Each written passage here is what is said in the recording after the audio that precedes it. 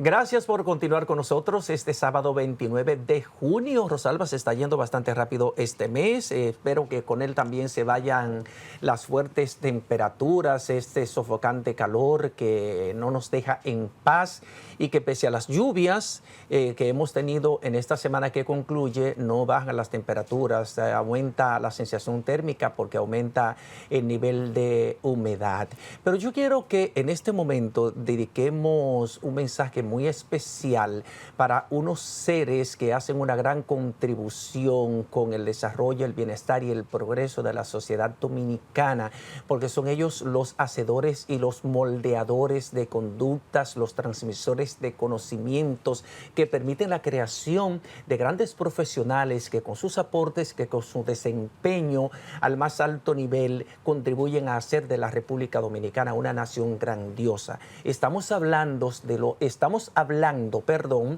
por la S que se me fue de más, de los maestros y las maestras que mañana celebran su día, mañana domingo 30 de junio. Y yo pienso que independientemente de que debemos reconocer que no hemos avanzado lo suficiente en la parte de los aprendizajes, del desempeño de los estudiantes, pero yo pienso que siguen siendo los maestros y las maestras unos profesionales altamente entregados, con una abnegación, con una dedicación casi devocional a la tarea de enseñar, que quizás hay algunos que no responden a las necesidades y a las demandas de nuestro sistema educativo nacional, de lo que requerimos formar para seguir creciendo, es cierto. Como en todas las carreras. Pero en sentido general, yo pienso que el balance es muy positivo en nuestros educadores. Yo pienso igual, José Tomás, pienso que independientemente de las deficiencias de nuestro sistema educativo, que no es únicamente culpa o responsabilidad de los profesores, sino que es un problema estructural que debemos resolver entre todos debemos ser parte de esa solución y de esa mejoría que necesita nuestro sistema educativo. Siguen siendo para mí los profesores, los profesionales de mayor importancia en la sociedad, porque fíjate, a un profesor, ¿quién lo enseña? Otro profesor. A un periodista, ¿quién lo enseña? Un profesor. A un médico lo enseña un profesor, a un ingeniero lo enseña un profesor. Todo lo que usted sabe se lo enseña un profesor y sigue siendo una labor encomiable la que hacen los profesores y profesoras, no tan solo en República Dominicana, sino también en el resto del mundo. Nuestra formación, parte de nuestra formación, independientemente de la que nos dan nuestros padres, a nosotros nos las dan nuestros profesores. Y a veces quisiera yo tener esa paciencia, esa dedicación y esa devoción que tienen muchos profesores, sobre todo del sistema público, muchos profesores que les toca encerrarse en un aula con 30 y 40 muchachitos. Imagínate si a mí me queda difícil con uno que tengo. Yo los considero a ellos con 30 y 40 muchachitos ahí en una aula. Felicidades para todos ellos. Sí, y es mucho más retador ser profesor en estos tiempos, porque cuando, en mi época, por ejemplo, yo soy un hombre de 59 años, cuando yo realicé la escuela primaria y la secundaria, uno veía al profesor como su segundo padre y había todo una imagen de respeto, de consideración hacia el maestro. Es mucho más retador ser un educador en estos tiempos cuando tenemos las influencias que por un lado son influencias positivas de las redes sociales, del acceso de los niños y las niñas, los adolescentes en el día de hoy a las tecnologías de la información y de la comunicación, pero eso también se convierte en un arma de doble filo, porque los estudiantes tienen acceso a muchísimo material que no necesariamente los instruye de manera correcta, y eso también se convierte en un escollo, se convierte en un obstáculo para la labor que debe realizar el profesor y se convierte en un reto mucho mayor, porque tenemos unos estudiantes con unos niveles de comportamiento distintos distinto, hay hasta agresividad en algunos estudiantes que han agredido a profesores, que la emprenden con ofensas verbales, con palabras descompuestas, que se expresan con un lenguaje totalmente inadecuado. Y todo eso lo tiene que padecer, lo tiene que sufrir y lo tiene que digerir el maestro. Y tiene que de alguna manera que entenderlo, porque en el aula es la autoridad.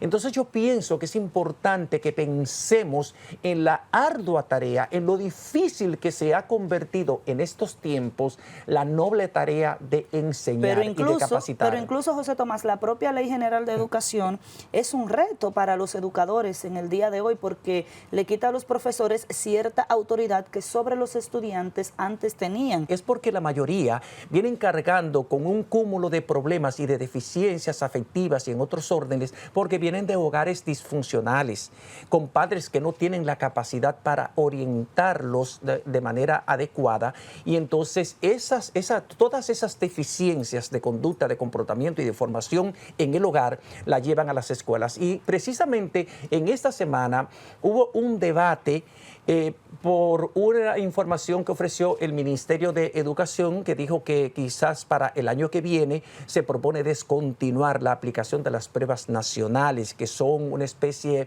de evaluación que le hacen a los estudiantes de básica y de la educación secundaria, para ver cuáles son los niveles de aprendizaje que tanto avanzaron, que tanto aprendieron. Pero yo pienso también que esto sirve como un termómetro para evaluar el impacto de la enseñanza, qué tanto han aprendido los estudiantes. Hay quienes están de acuerdo con la eliminación de las pruebas nacionales, hay otros que no están de acuerdo, como por ejemplo la ex ministra de Educación, Jacqueline Malagón.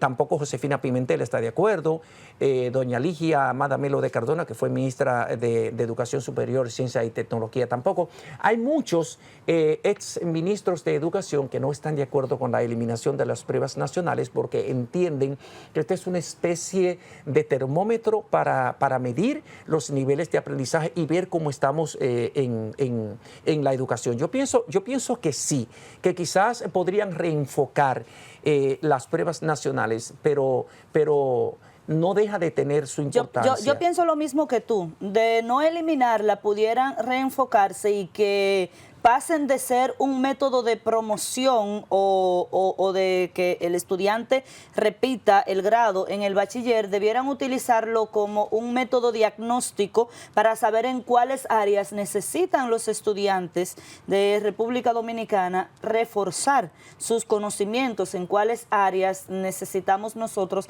poner más énfasis, poner mayor empeño, que es el planteamiento precisamente del profesor Melanio Paredes, que dice que en vez de que sean unas pruebas que sirvan para promover o no a un estudiante, que sean diagnóstico, porque ese es el problema de las pruebas nacionales, que solamente se están utilizando para determinar si un estudiante merece ser promovido o no.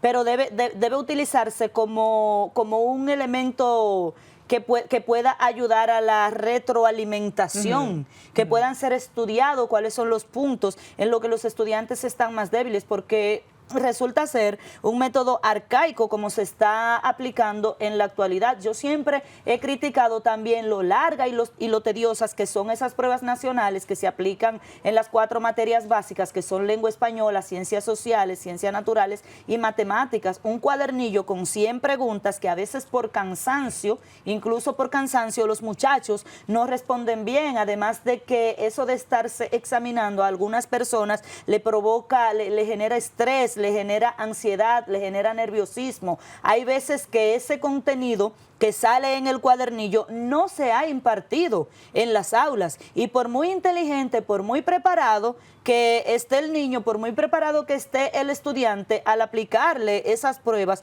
pues evidentemente que no las va a aprobar, porque es un contenido que no ha visto. Pero para eso le dan, por ejemplo, una especie de clínicas. Le dan una especie de clínica, pero es una semana que no logran ellos abarcar ese contenido. Y yo sigo creyendo que es muy tedioso, es muy cansón tener tener que responder un cuadernillo de 100 preguntas. Eso es una exageración. Yo pienso que sí, que por eso te planteaba la posibilidad de reenfocar las pruebas nacionales para que puedan servir como una especie de laboratorio, de real laboratorio. La educación dominicana necesita de muchas innovaciones, de mucho fortalecimiento, de cambiar muchos aspectos de ella para lograr el ideal que tenemos, señores, porque ya tenemos más de 20 años de la aplicación del 4% del Producto Interno Bruto a la educación y no hemos logrado avanzar lo suficiente. De hecho, el actual ministro Ángel Hernández dijo una vez que en ese momento cuando dio la declaración, que habíamos invertido 18,000 millones de dólares y que había sido un dinero lanzado al zafacón, porque los niveles de aprendizaje siguen siendo muy bajos en la República Dominicana. De esta manera, Rosalba, estamos preparados para irnos a una segunda pausa comercial. Cuando regresemos estaremos comentando de otros temas importantes para todos ustedes y para la sociedad dominicana.